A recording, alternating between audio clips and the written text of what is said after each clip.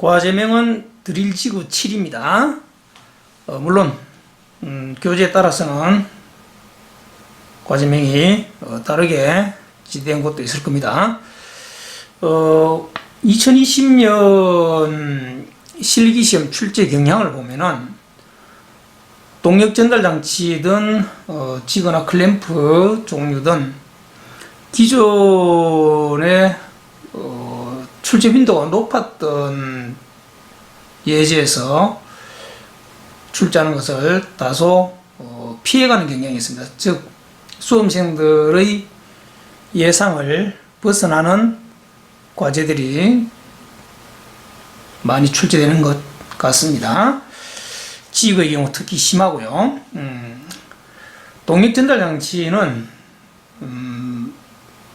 출제 빈도가 높은 문제가 나오든 그렇지 않든 간에 규격품에서 나올 수 있는 것들이 정해져 있기 때문에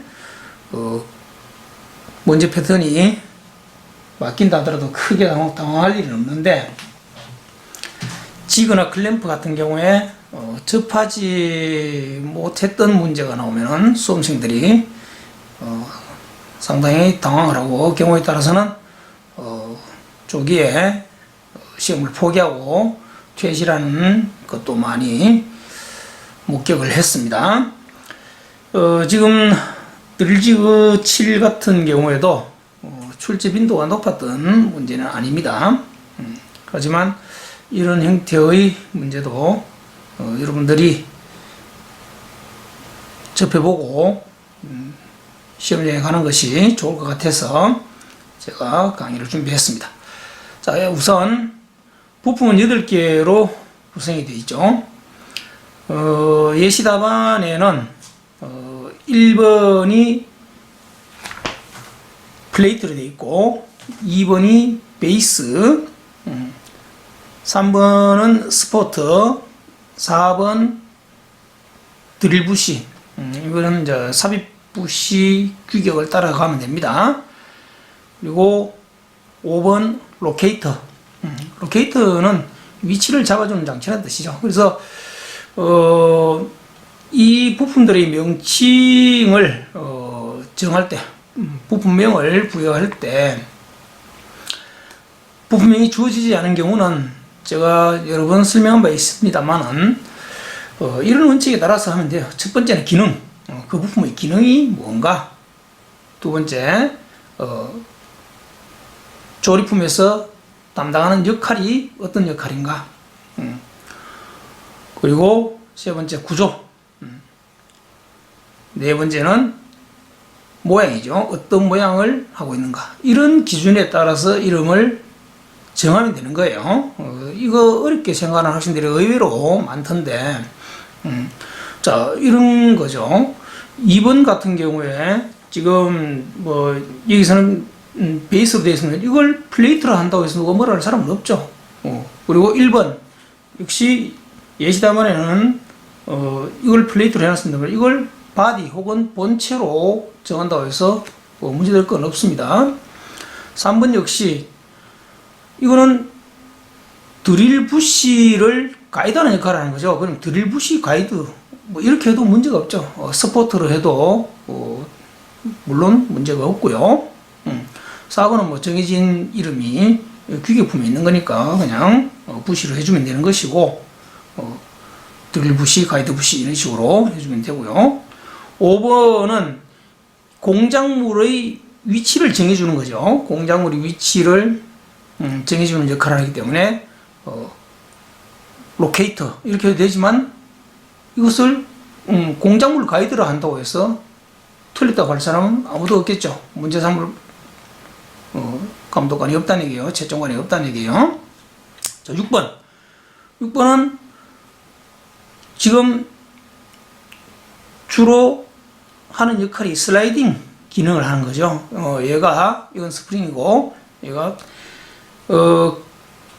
이 레버를 움직이면은 레버를 이 방향으로 움직이겠죠. 이런 식으로 방향으로 움직이면은 보다시피 지금 레버 자체가 캐머 역할을 하게 되어 있죠. 이쪽으로 움직이게 되면은 당겨지겠죠. 이쪽 이렇게 이 축이 당겨지면서 얘가 이 로케이터 속에 이렇게 왕복 운동하겠죠.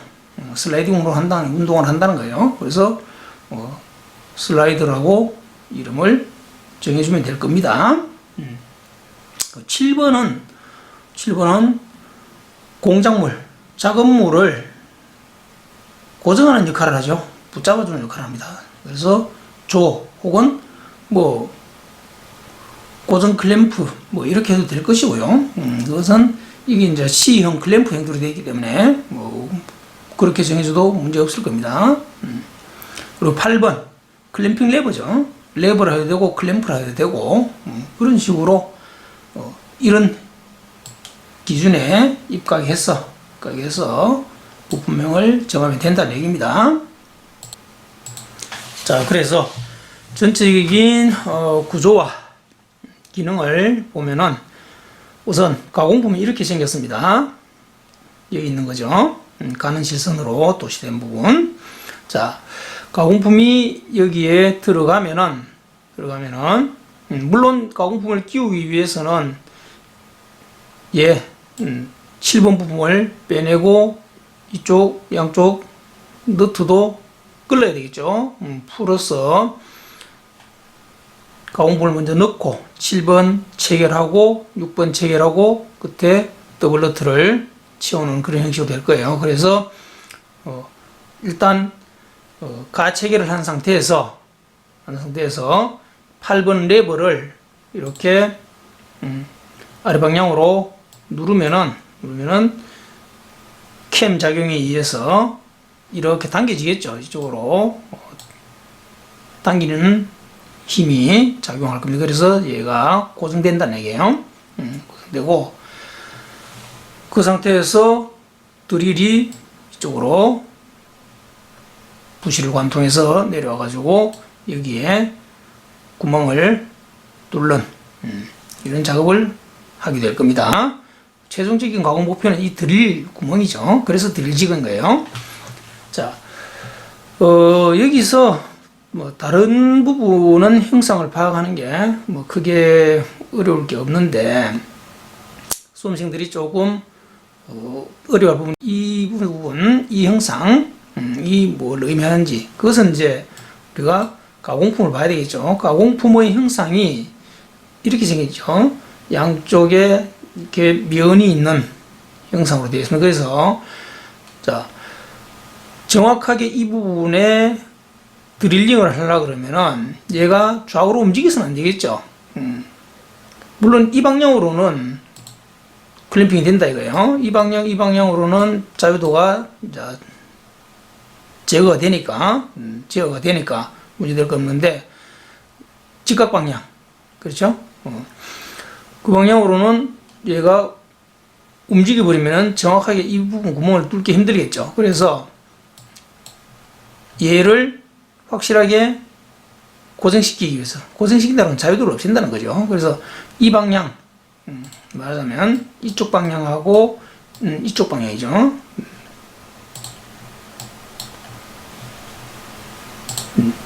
이 방향과 이 방향으로의 자유도를 제거하기 위해서는 이쪽에 1번 부품에서 양쪽 잡아주는 가이드가 필요하다는 거예요. 그게 이 부분이죠. 이 부분.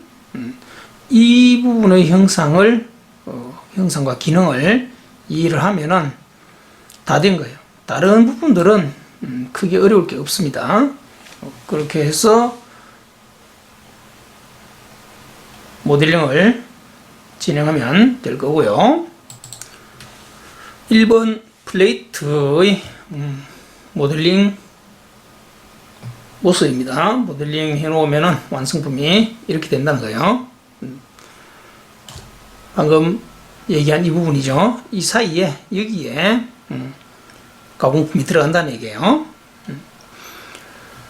자, 그리고 2번 베이스는 이렇게 생겼죠. 이 홈에 플레이트가 들어가는 것이고, 그죠? 아래쪽에서 볼트가 체결돼 가지고 플레이트하고 조립하는 그런 구조로 되어 있죠. 자, 3번 부품 스포터. 여기는 삽입 부시, 드릴 가이드, 드릴 부시가 들어가는 거죠. 들어가고, 여기 이 탭은 삽입 부시를 고정하는, 삽입 부시에 노치 부위가 있는데 노치 부위를 고정하는 탭이 되겠고, 이 카운터보어는 1번 부품 플레이트하고 조립되는 카운터보어죠. 그렇게 보시면 되겠습니다. 형상이 뭐 어려울 건 없을 겁니다. 그리고 4번 드릴 부시는 임의로 모델링 해서는 안 되겠죠.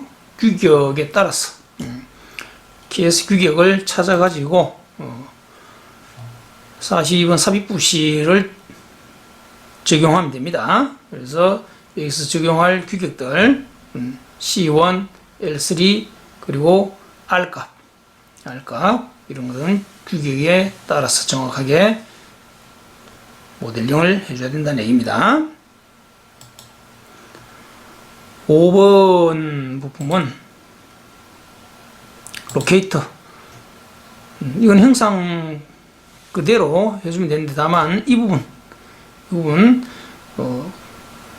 조립 용이하도록 둥글게 하기, 30도 못따기 그리는 이 각도 30도 못따기를 해준 다음에 다시 둥글게 하기 R4 정도로 못깎기를 해준 거죠.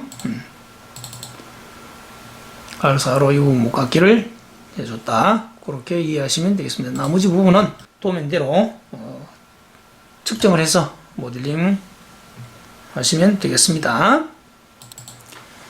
조립한 모습, 물론 여기서는 지금 가공품, 공작물은 빠졌죠. 공작물이 여기 들어갑니다. 들어가고 드릴이 당연히 이쪽으로 드릴이 들어가서 구멍을 뚫는 그런 구조가 되겠죠. 아래에서 위로 본 모습이고요. 자, 형상은 보시다시피 단순합니다. 다만 아까도 설명드렸듯이 2번 플레이트 부의 이 부분, 공작물을 고정하는 양쪽 이 부분을 모델링에서 실수하면은, 그리고 뭐 모델링 자체가 어려운 건 아닌데 이 구조와 형상을 빨리 파악하는 게 관건이 될 겁니다. 나머지는 특별할 게 없는 부분입니다.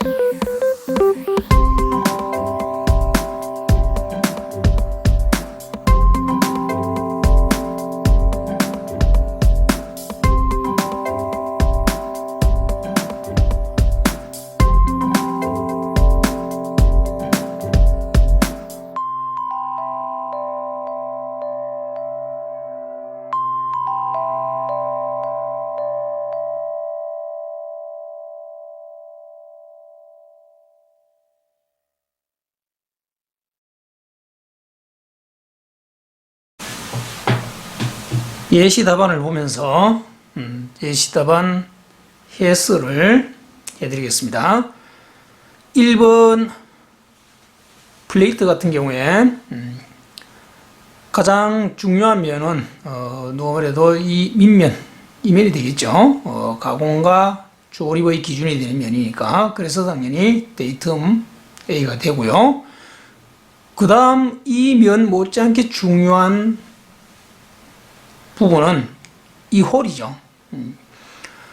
로케이터가 들어가는 구멍인데, 이 로케이터가 하는 궁극적인 역할은 사실 공작물의 위치와 자세를 잡아주는 역할을 하는 거죠. 그래서 중요하다는 거예요. 물론 이면도 이 사이에 공작물이 이렇게 들어가니까, 공작물이 이렇게 들어가게 돼 있죠. 들어가게 되니까 이면도 당연히 중요하죠. 중요하지만 중요도 순서를 따진다면 밑면이 1, 이 구멍이 2, 이 양쪽 면이 3, 이렇게 잡을 수 있겠죠. 당연히 4번은 위에 여기 3번 부품이 끼워지는 부위, 끼워 맞춰야 되는 부위, 이 부위가 되겠죠. 자, 그렇게 해서 전체적인 치수 빠뜨리지 않고 자 넣었는데, 다만 좀 아쉬운 부분은 이런 부분이죠. 전체 치수가 있으면 구간 치수도 계산할 필요가 없게끔 다 들어가 주는 게 맞는데, 여기 같은 경우에 지금 물론 전체 높이 정면도에 나왔지만 이게 사실 단면도지만 우측면도에 해당한단 말이죠. 그래서 이 투상도에서도 전체 높이가 이렇게 여기까지 전체 높이 넣어주는 게 필요했을 것 같고요. 그리고 구간 치수, 이 두 개는 넣어주는데 여기서 여기까지 구간 치수, 이것도 역시 넣어주는 게 낫겠죠. 이렇게 여기서 여기까지 구간 치수. 저면도에서도 마찬가지입니다. 저면도에서도 홀과 홀 사이 중심간 거리 잘 나타냈지만 끝단에서 여기까지 거리, 그렇죠? 여기서 여기까지 거리, 그리고 여기서 여기까지 거리, 이 치수도 넣어주는 게 더 좋을 뻔했죠. 그래서 항상 전체 치수와 구간 치수, 이 부분들 빠뜨리는 게 없는지 잘 확인해야 되고요. 나머지 부분은 큰 문제가 없습니다. 다만 하나 더 지금 추가적으로 설명할 것은, 자, 데이텀을 A로 잡았을 때 개공차를 어떻게 줄 것인가. 이 면을 기준으로 했을 때 중요도 2번인 이 구멍, 개공차 반드시 부위를 해야 되겠죠. 그래서 이 구멍 자체에 파이 18 H7이라는 끼워 맞춘 공차를 주면서 평행도 공차를 줬죠. 밑면에 대해서 평행도 공차를 준 다음에 다시 이 구멍 자체를 데이텀 B로 설정을 했다는 거예요. 데이텀 B로 설정을 하고, 이 구멍에 대해서 이 슬롯 3번 부품과 조립되는 이 슬롯 부위, 이 슬롯 부위에 다시 기아 공차를 줬는데, 이 부분은 기아 공차를 두 가지를 줬죠. 하나는 밑면에 대해서 직각도, 하나는 이 구멍, 파이 18짜리 구멍, 데이텀 B에 대해서 대칭도 공차를 줬습니다. 이렇게 주면 이 슬롯에 대한 기아 공차는 훨씬 더 강화된 기아 공차가 두 가지 공차가 들어가게 되니까 강화된 기아 공차가 들어가는 셈이 되는 거죠. 자, 1번 부품 이 정도 설명을 마치도록 하고요. 2번으로 넘어가겠습니다. 2번 같은 경우에 베이스죠. 베이스 역시 아쉬운 부분은 각 구간별 치수 조금 누락된 느낌이 있죠. 자, 여기서 물론 이 슬롯의 폭은 표시해놨지만은 여기서 여기까지 치수, 그리고 다시 이 치수, 그리고 이 치수, 이렇게 구간별로 치수를 하나 더 줬으면은 더 전체적인 치수를 파악하는데 편리하지 않았겠나 하는 아쉬움이 조금 있습니다. 그래서 베이스 같은 경우에는 당연히 이 부분이 데이텀이 돼야 되고요. 그렇게 해서 조립되는 부위, 중요도가 다음으로 높은 부위는 이 부위죠. 이 슬롯, 조립되는 부위니까 여기에 밑면에 대해서는 자, 이 아래쪽 면, 이면, 이쪽 면은 평행도를 줬고 측면, 이쪽 측면이죠. 이 측면은 밑면 C에 대해서 직각도 기하공차를 줬죠. 무난하죠. 이렇게 주면. 나머지는 별 문제가 없어 보입니다. 자, 5번 봅시다.